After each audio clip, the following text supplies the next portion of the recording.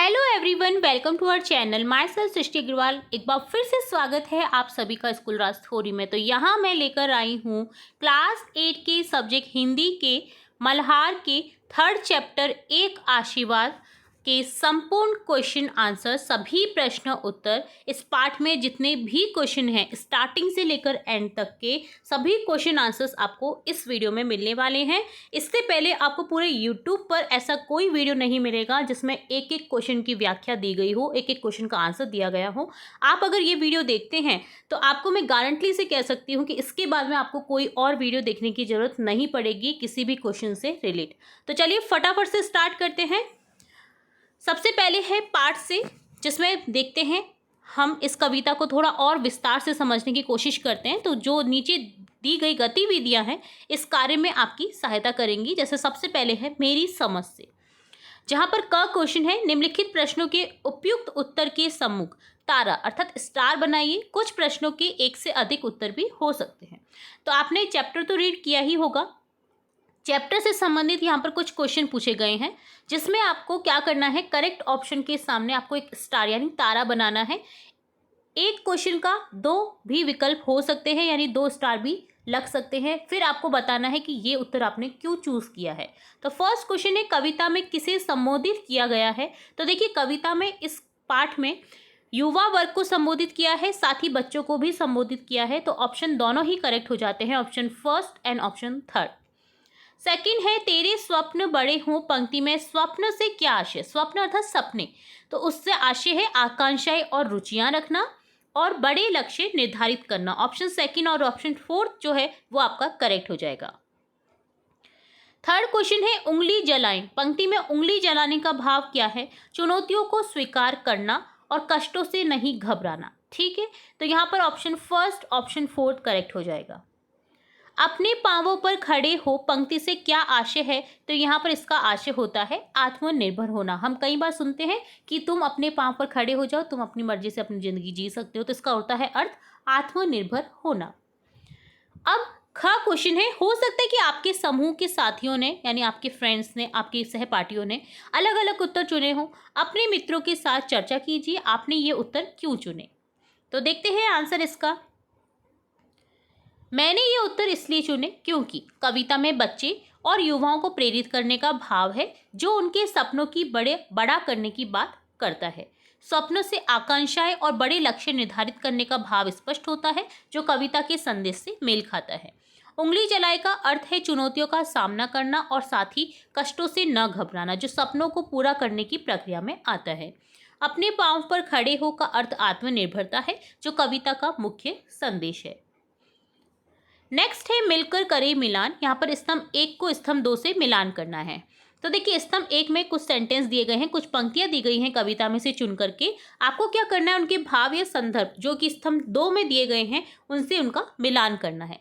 जैसे भावना की गोद से उतरकर जल्द पृथ्वी पर चलना सीखे, जिसका अर्थ है भावनाओं में न बहकर वास्तविकता का सामना करना। हर दिए की रोशनी देखकर ललचाए अर्थात विविध ज्ञान के प्रति आकृष्ट होना और उसे पाने की ललक होना। चांद तारों से अप्राप्य सच्चाइयों के लिए रूठना मचलना सीखें अर्थात असंभव से लगने वाले लक्ष्यों के लिए हट और प्रयास करना।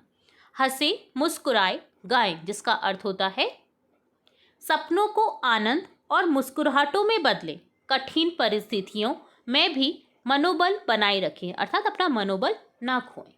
तो इस तरह से आपको यहाँ पर मिलान करना था, पहले को तीसरे से, दूसरे को पहले से, तीसरे को चौथे से और चौथे को दूसरे से। ठीक है, नेक्स्ट है पंक्तियों पर चर्चा। पाठ में से चुनकर कुछ पंक्तियां नीचे दी गई हैं, इन्हें ध्यानपूर्वक पढ़िए और इन पर विचार कीजिए। आपको इनका क्या अर्थ समझ में आया, अपने विचार अपने समूह में साझा कीजिए और लिखिए। तो यहाँ पर देखिए पाठ में से कुछ पंक्तियां दी गई हैं। जा तेरे स्वप्न बड़े हों, ख में है जल्द पृथ्वी पर चलना सीखें, ग में है चांद तारों सी अप्राप्य सच्चाइयों के लिए रूठना मचलना सीखें। तो तीनों ही पंक्तियों का हमें अर्थ देखना है, जो कि है जा तेरे स्वप्न बड़े हों का अर्थ है इस पंक्ति में कवि किसी को प्रेरित कर रहा है कि वह बड़े सपने देखे। यह एक आशीर्वाद है जो कहता है कि तुम्हारे सपने ऊंचे और महत्वाकांक्षी हों, जो तुम्हें जीवन में आगे बढ़ने के लिए प्रेरित करे। कई बार हमें कहते हैं बुजुर्ग, जब बड़े बुजुर्ग के हम पैर छूते हैं तो वो बोलते हैं जा बेटा खुश रहे, तेरे स्वप्न जो है तेरे स्वप्न सच्चे हों, तू जो सोचे वो सब मिले तुझे। तो इसका अर्थ यही है एक आशीर्वाद के तौर पर कि तुम्हारे सपने ऊंचे और महत्वाकांक्षी हों, जो तुम्हें जीवन में आगे बढ़ने के लिए प्रेरित करें। ख है जल्द पृथ्वी पर चलना सीखे, अर्थात इस पंक्ति का अर्थ है कि सपनों की दुनिया से बाहर निकलकर वास्तविक जीवन में कदम रखें और वास्तविकता का सामना करना सीखो। यह आत्मनिर्भरता और व्यवहारिकता की ओर इशारा करता है। ग है चांद तारों से अप्राप्य सच्चाइयों के लिए रूठना मचलना सीखें। अर्थ है इसका, इस पंक्ति में कवि कहता है कि बड़े और मुश्किल लक्ष्यों जैसे चांद तारे को पाने के लिए दृढ़ता और जिद्द सीखनी चाहिए। यह दर्शाता है कि कठिनाइयों के बावजूद अपने लक्ष्यों के लिए मेहनत करनी चाहिए। अगला पाठ है अनुमान और कल्पना से, जिसमें कहा गया है अपने समूह में मिलकर चर्चा कीजिए। जिसमें देखिए यहाँ पर क ख ग घ 4 क्वेश्चन दिए गए हैं जिनके आपको अनुमान करना है, कल्पना करनी है और उसके अकॉर्डिंग आंसर देने हैं। तो प्रत्येक क्वेश्चन का हम आंसर देखते हैं। सबसे पहले क है, कविता में सपने की बड़े होने की बात की गई है। आपके अनुसार बड़े सपने कौन कौन से हो सकते हैं और क्यों? बड़े सपने वे हो सकते हैं जो जीवन को अर्थपूर्ण बनाए, जैसे वैज्ञानिक बनकर नई खोज करना क्योंकि यह समाज के लिए उपयोगी होता है, डॉक्टर बनकर लोगों की जान बचाना क्योंकि यह मानवता की सेवा है, शिक्षक बनकर बच्चों को शिक्षित करना क्योंकि यह देश का भविष्य बनाता है, खिलाड़ी बनकर देश का नाम रोशन करना क्योंकि यह गर्व की बात है। ये सपने इसलिए बड़े हैं क्योंकि ये न केवल व्यक्ति को बल्कि समाज को भी बेहतर बनाते हैं। ख है हर दिए की रोशनी देखकर ललचाए या उंगली जलाए। पंक्ति में सपनों और लक्ष्यों को पूरा करने के लिए ललक की बात की गई है। ललक के साथ और क्या क्या होना आवश्यक है और क्यों, आपको संकेत यहाँ पर दिया गया है, जैसे योजना, प्रयास आदि।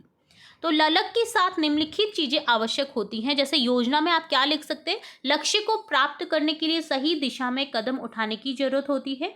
प्रयास में क्या कर सकते हैं, मेहनत और लगन के बिना सपने पूरे नहीं हो सकते। धैर्य, कठिनाइयों का सामना करने के लिए धैर्य जरूरी है। सहयोग, परिवार, दोस्तों और शिक्षकों का सहयोग प्रेरणा देता है। ये सभी इसलिए जरूरी हैं क्योंकि सपनों को साकार करने के लिए सिर्फ इच्छाएं काफ़ी नहीं होती हैं, बल्कि व्यवस्थित मेहनत और समर्थन भी चाहिए। आप सपने तो बड़े बड़े देखें और मेहनत बिल्कुल भी नहीं करें तो वो सपने कैसे साकार हो सकते हैं। सपने सब तभी सच हो सकते हैं जब आप उसके लिए मेहनत करेंगे, आप जब सभी का, बड़ों का आशीर्वाद लेंगे, सभी बड़ों का सहयोग लेंगे, उसी के थ्रू आपकी मेहनत जो है वो सफलता की ओर अग्रसर होगी। अगला क्वेश्चन है, कल्पना कीजिए कि आपका सपना ही आपका मित्र है। आपको उससे बातचीत करनी हो तो क्या बात करेंगे? तो आपको अपनी जो स्वप्न है अर्थात सपना है उसको अपना फ्रेंड मानना है, मित्र मानना है। अब उससे क्या बातचीत करनी है वो आप यहाँ पर बताएंगे। मैं अपने सपने से कहूँगा, प्रिय सपना, तुम मुझे वैज्ञानिक बनने की प्रेरणा देते हो। बताओ मैं तुम तक कैसे पहुँचूँ, कौन सी पढ़ाई करूं, कौन से अवसर ढूंढूं। कृपया मुझे रास्ता दिखाओ और हिम्मत दो कि मैं कठिनाइयों से न डरूं। ख क्वेश्चन है, यदि आप किसी को आशीर्वाद देना चाहते हो तो आप किसे और क्या आशीर्वाद देंगे और क्यों? तो मैं अपने छोटे भाई को आशीर्वाद दूंगा या दूंगी कि तुम्हारे सपने बड़े हों और तुम अपने उन्हें मेहनत और लगन से पूरा करो। ऐसा इसलिए क्योंकि मैं चाहता हूँ या चाहती हूँ कि वह आत्मनिर्भर बने और जीवन में सफल हो। तो ये तो था अनुमान कल्पना से रिलेटेड क्वेश्चन आंसर्स। अब देखेंगे कविता की रचना, जिसमें कहा गया है इस कविता में सपने को मनुष्य की तरह हंसते, मुस्कुराते, गाते हुए बताया गया है। ध्यान से देखें तो इस कविता में इस प्रकार की अन्य विशेषताएं भी दिखाई देंगी। उन्हें लिखिए और कक्षा में उन पर चर्चा कीजिए। तो देखिए इस कविता में जो बातें कही गई हैं, जैसे सपना है, अब वो बोल सकता है क्या? नहीं बोल सकता, पर इस कविता में कहा गया है। तो ऐसी और कौन सी विशेषताएं इस कविता में नजर आ रही हैं वो आप लिखिए यहाँ पर और उन पर आपको डिस्कस करना है अपनी कक्षा में। तो कविता में सपने को निम्नलिखित विशेषताओं से दर्शाया गया है, जैसे चलना, सपने को वास्तविकता में बदलने के लिए कदम उठाने की बात। रूठना और मचलना अर्थात लक्ष्यों के लिए जिद और दृढ़ता दिखाना। ललचाना, ज्ञान और अवसरों की और आकर्षित होना। उंगली जलाना अर्थात कठिनाइयों का सामना करना और उनसे सीखना। ये विशेषताएं सपनों को जीवंत बनाती हैं और दर्शाती है कि वे सपने सिर्फ विचार नहीं बल्कि मेहनत और लगन से जुड़े हैं। तो इस तरह से आपको यहाँ पर विशेषताएं लिखनी थी स्वप्न से रिलेट। अगला है सृजन, जिसमें कहा गया है इस कविता के आरंभ में ही एक संज्ञा शब्द है स्वप्न, क्योंकि नाम है ये, ठीक है। इस शब्द को केंद्र में रखते हुए, ध्यान में रखते हुए अनेक क्रिया शब्दों का ताना बाना बुना गया है, जैसे चलना, रूठना, मचलना, सीखना, हंसना, मुस्कुराना, गाना, ललचाना, और इस प्रकार कविता पूरी हो जाती है। एक पर्टिकुलर शब्द है स्वप्न और उसी से रिलेट यहाँ पर क्रियाओं शब्द का यूज करते हुए ताना बाना बुना गया है इस कविता के थ्रू। तो आप देख पा रहे हैं जैसे चलना, रूठना, ये सभी क्रिया शब्द हैं। तो आप भी किसी एक शब्द, संज्ञा शब्द के साथ विभिन्न क्रिया शब्दों का प्रयोग करते हुए अपनी कविता बनाकर कक्षा में सुनाइए। जैसे उदाहरण के तौर पर बादल को घिरते देखा है, गरजते देखा है, बरसते देखा है। तो घिरना, गरजना और बरसना तीनों ही क्रिया हैं। तो इसी तरह से हम लिखेंगे यहाँ पर आंसर, जैसे नदी, नदी को बहते देखा है, गाते देखा है, नाचते देखा है, पहाड़ों से उतरते देखा है, खेतों को सींचते देखा है, जीवन को संवारते देखा है। तो देखिए, संवारना, सींचना, उतरना, नाचना, गाना, बहना, तो ये सभी क्या है, नदी की विशेषताएं बताई जा रही हैं, नदी की क्रियाओं के साथ में योग्यता बताई जा रही है, ठीक है। तो इस तरह से आपको कोई भी शीर्षक लेकर के उसकी क्रियाओं के साथ में उस कविता को पूर्ण करना था। अगला है कविता का शीर्षक। जैसा कि आप इस कविता का शीर्षक देख पा रहे हैं, क्या है शीर्षक? एक आशीर्वाद, जो कविता में कहीं भी प्रयुक्त नहीं हुआ है, शीर्षक का कहीं भी यूज नहीं हुआ है।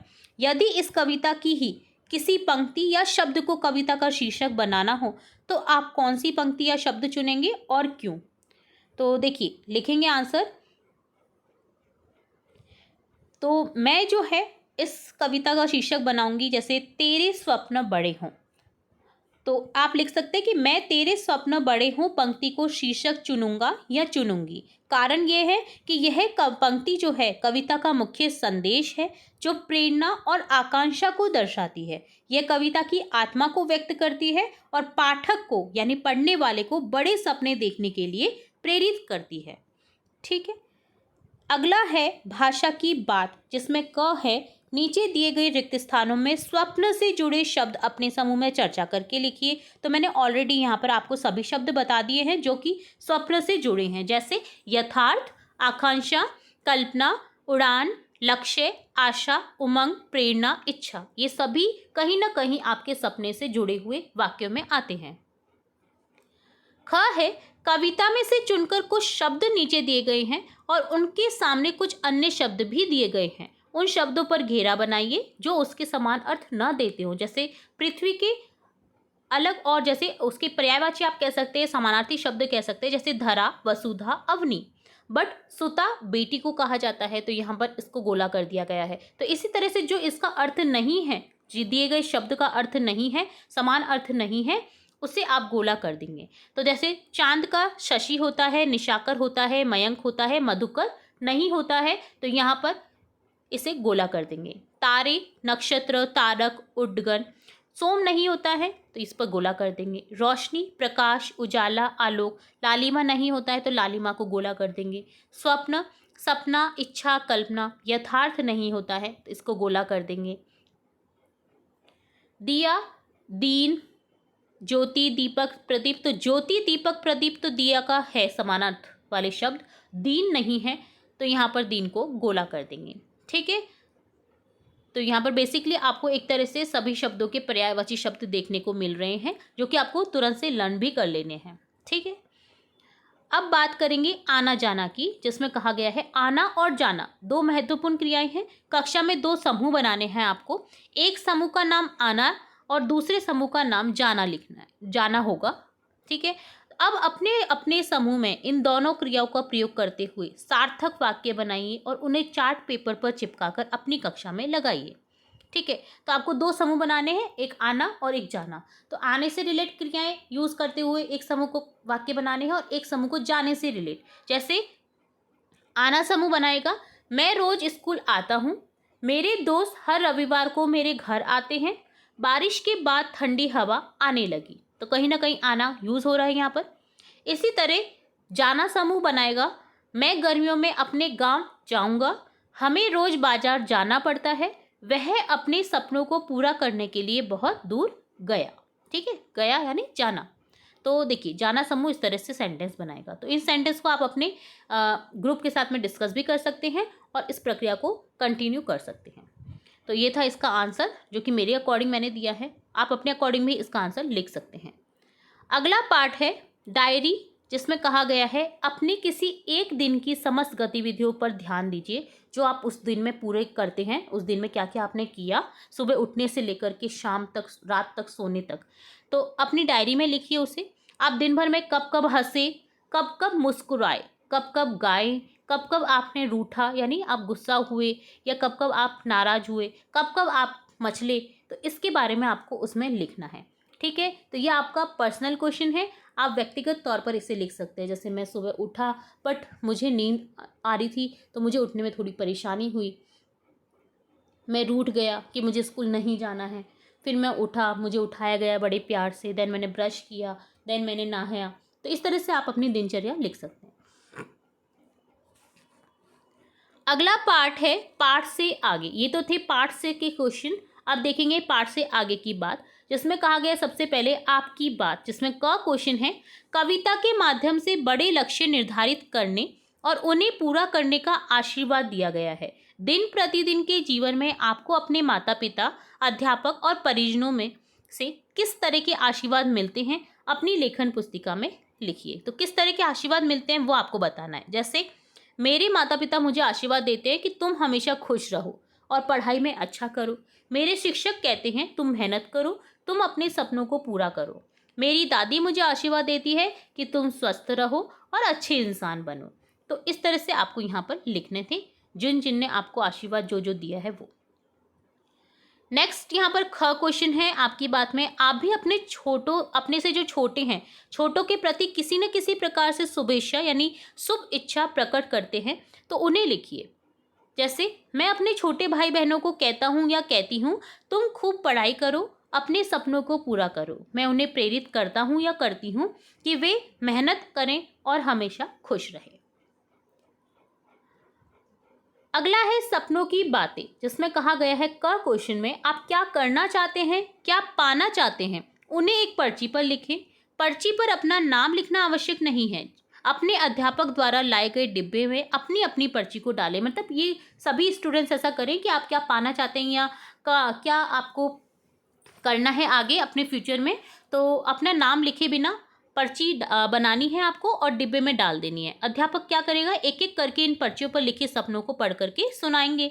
सभी विद्यार्थी अपने अपने सुझाव दें कि उन सपनों को पूरा करने के लिए वे किस तरह के प्रयत्न करने होंगे, किस तरह से योजना बनानी होगी, किससे और किस प्रकार का सहयोग लिया जा सकता है उन सपनों को पाने के लिए, लक्ष्य प्राप्ति में संभावित चुनौतियां कौन कौन सी हो सकती हैं।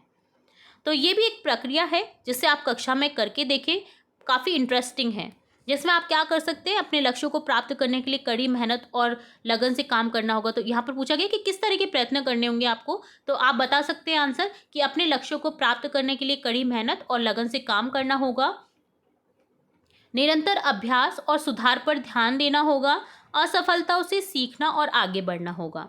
किस तरह से योजना बनानी होगी उनके लिए, तो अपने लक्ष्य को छोटे छोटे प्राप्त करने योग्य चरणों में बांटना होगा। प्रत्येक चरण के लिए समय सीमा निर्धारित करनी होगी, संसाधनों की पहचान करनी होगी, उन्हें जुटाने की योजना बनानी होगी। और किससे और किस प्रकार का सहयोग लिया जा सकता है सपनों को पूरा करने के लिए, तो देखिए परिवार, दोस्तों, शिक्षकों जैसे लोगों से सलाह और समर्थन प्राप्त किया जा सकता है। विशेषज्ञों या सलाहकारों से मार्गदर्शन लिया जा सकता है। समान विचारधारा वाले लोगों के साथ मिलकर के काम किया जा सकता है। अब लक्ष्य प्राप्ति में संभावित चुनौतियां कौन कौन सी हो सकती है, तो प्रेरणा में कमी या निराशा का अनुभव हो सकता है, वित्तीय अन्य संसाधनों की कमी हो सकती है यानी पैसे की कमी हो सकती है, अपेक्षित परिणाम न मिलने पर हताशा अर्थात दुख का सामना करना पड़ सकता है, अप्रत्याशित बाधाएं जो हमें हमें आशा नहीं थी वैसी अगर बाधाएं आ जाती हैं या कठिनाई आ सकती हैं, तो वो यहाँ पर हम लिखेंगे कि ये चुनौतियाँ हैं। ठीक है, तो इसे आपको स्वयं करना था, बट मैंने आपको आंसर बता दिया कि किस किस तरह से आपको यहाँ पर आंसर लिखना है या बताना है अपने टीचर को।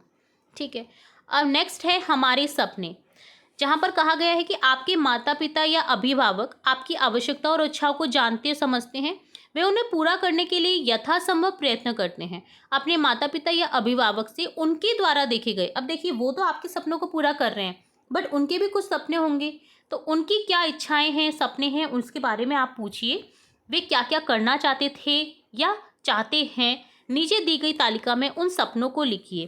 तो इस तालिका को आप आगे बढ़ा सकते हैं, जैसे माता पिता, दादा दादी, नाना नानी, बहन भाई, बुआ, आप जिससे भी बात करना चाहें उसके सपने को यहाँ पर आप लिख सकते हैं। जैसे माता से पूछें कि उनका क्या सपना था या उनका अब आगे क्या सपना है, जैसे वो अपनी कुकिंग स्किल बढ़ाना चाहती हैं, वो अपना यूट्यूब चैनल खोलना चाहती हैं। ठीक है, पिता अपने व्यवसाय को और आगे बढ़ाना चाहते हैं, तो जो जो सपने हैं, वो एक बड़ी कार लेना चाहते हैं, तो उनके क्या सपने हैं वो आप पूछ करके इस तालिका में भर सकते हैं। ठीक है, तो ये आपका पर्सनल क्वेश्चन है, क्योंकि मुझे नहीं पता आपके माता पिता का क्या सपना है। मेरे माता पिता का था बड़ा सा घर बनाना, ठीक है, बड़ी सी कार लेना, तो यहाँ पर मैं उसे लिख दूंगी। तो ये आपको स्वयं करना है, आपको अपने माता पिता, नाना नानी, दादा दादी, भाई बहन सभी से पूछना है कि आपके सपने क्या हैं, ठीक है, या क्या थे, तो वो यहाँ पर आप लिख सकते हैं। आप अपने फेवरेट टीचर से भी पूछ सकते हैं। ठीक है, तो यहाँ पर आप बढ़ा सकते हैं आगे शिक्षक। ठीक है, तो इस तरह से आपको उनके सपने लिखने थे। नेक्स्ट पार्ट है सबके सपने। प्रतिदिन की आवश्यकताओं को पूरा करने में बहुत से लोग सहयोग देते हैं, जैसे शाक विक्रेता, स्वच्छता कर्मी, रिक्शा चालक, सुरक्षा कर्मी आदि। तो इनमें से किसी एक से साक्षात्कार कीजिए और उनके सपनों के विषय में जानिए। तो किसी एक को लेना है, आपको चूज करना है और उनसे पूछे कि उनके सपने क्या थे। साक्षात्कार के समय कौन कौन से प्रश्न हो सकते हैं, आप क्या क्या प्रश्न पूछ सकते हैं उनसे, उसकी आपको एक सूची बनानी है। तो जैसे प्रश्नों की सूची इस तरह से हो जाएगी।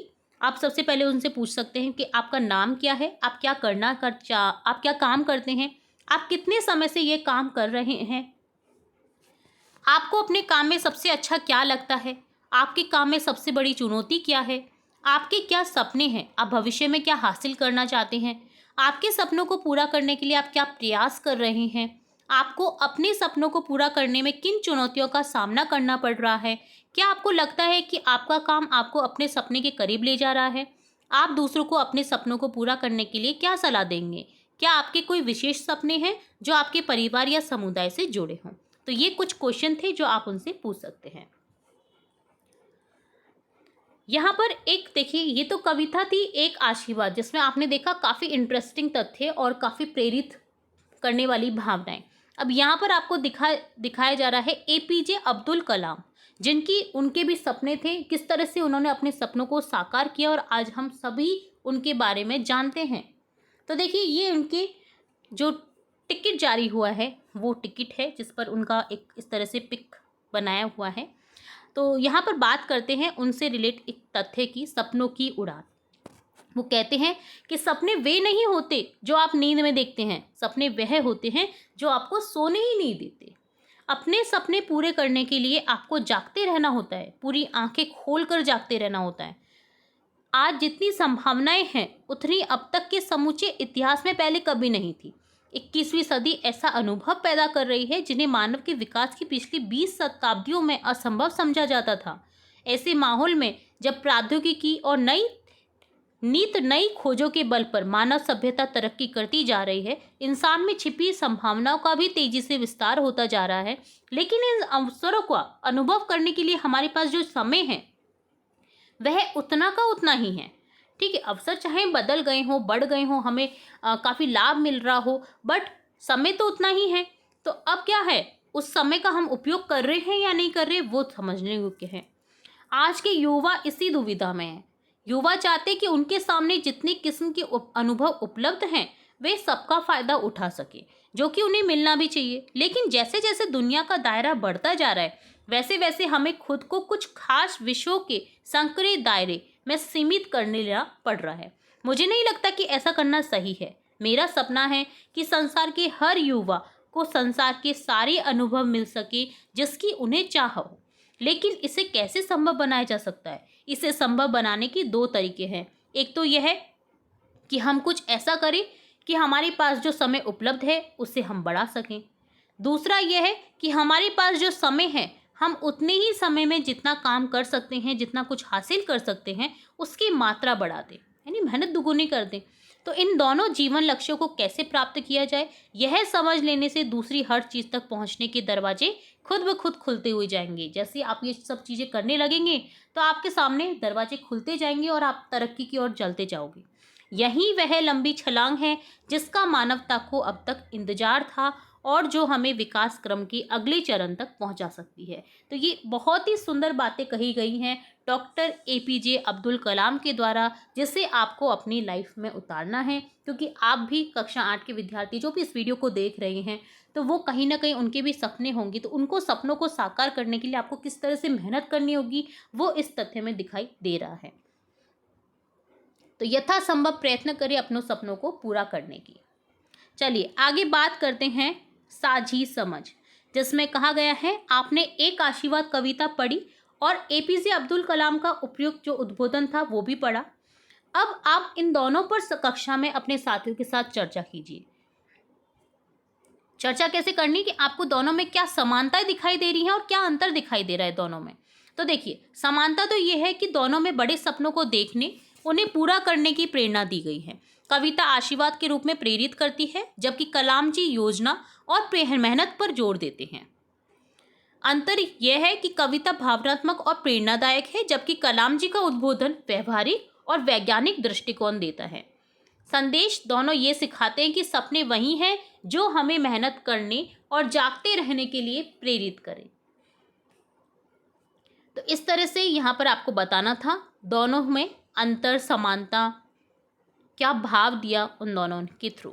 ठीक है, लास्ट में है इस पाठ के खोजबीन के लिए, जिसमें कहा गया है कला, विज्ञान, राजनीति, खेलकूद, मनोरंजन आदि क्षेत्रों में ख्याति प्राप्त करने वाले व्यक्तियों ने अपने अपने सपनों को पूरा करने की संघर्ष यात्रा के बारे में लिखा है।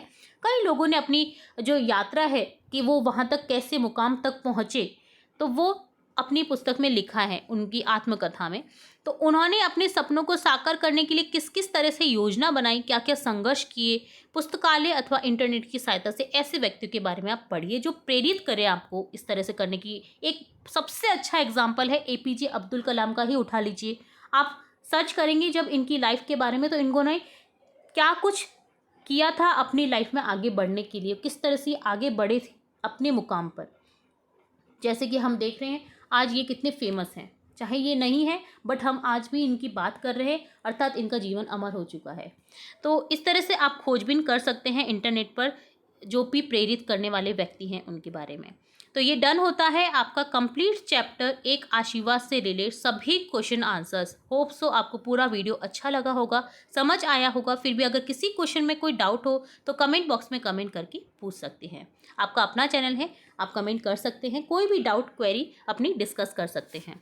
वीडियो कैसा लगा जरूर से बताएगा कमेंट बॉक्स में। वीडियो अगर पसंद आया है तो वीडियो को लाइक करें, वीडियो को शेयर करें अपनी सहपाठी, अपने फ्रेंड्स के साथ, और चैनल को सब्सक्राइब करें। बेल आइकन में क्लिक करना बिल्कुल ना भूलें, ताकि मैं नेक्स्ट वीडियो जब भी अपलोड करूँ तो तुरंत से नोटिफिकेशन के थ्रू आपको मिल सके। फिर मिलेंगे नए अध्याय के साथ, तब तक के लिए धन्यवाद।